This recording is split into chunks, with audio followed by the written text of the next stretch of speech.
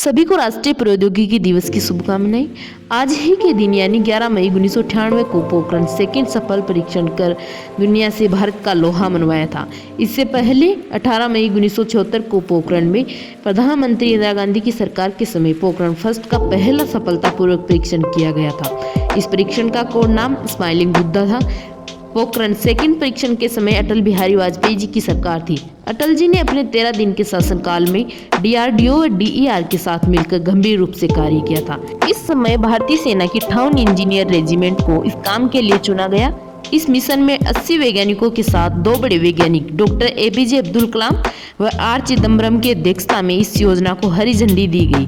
1995 में हो रहे परीक्षण को अमेरिका ने पहले ही रोक दिया था।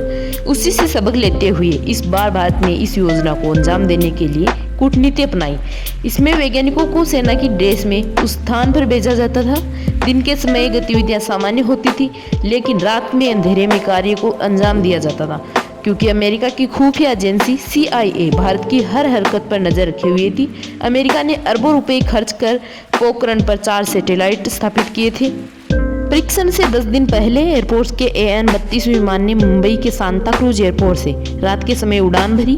2 घंटे में ये विमान जोधपुर पहुंच गया, जहां से सेना की मदद से ट्रकों में विमान में रखे लकड़ी के 6 क्रेट को रखा गया, जिसमें 5 से 10 kg के प्लूटोनियम के गोले थे। ये कार्य बिना किसी सुरक्षा के किया गया ताकि किसी को कुछ भनक न लगे।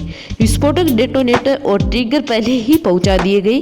प्लूटोनियम गोले मिलते ही असेंबलिंग का कार्य शुरू कर दिया गया। परीक्षण के दिन यानी 11 मई को परिस्थितियां विपरीत थी।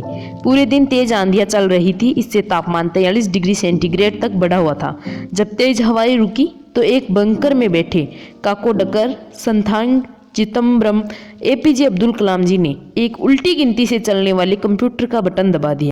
3:45 पर तेज धमाके के साथ परमाणु ब्लास्ट हुआ, जिसकी आवाज हिरोशिमा परीक्षण में हुए ब्लास्ट से भी 4 गुना अधिक थी।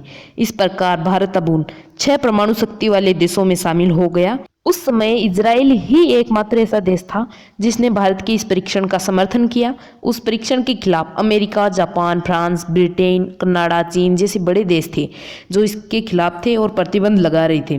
13 मई 1998 को 2 और परमाणु बमों के साथ टेस्ट किया गया। इस दिन भारतीय सुरक्षा विभाग ने त्रिशूल मिसाइल और हंस 3 का भी परीक्षण किया था और इस तरह भारत ने अपनी प्रौद्योगिकी शक्ति का लोहा मनवाया था। और वीडियो देखने के लिए धन्यवाद।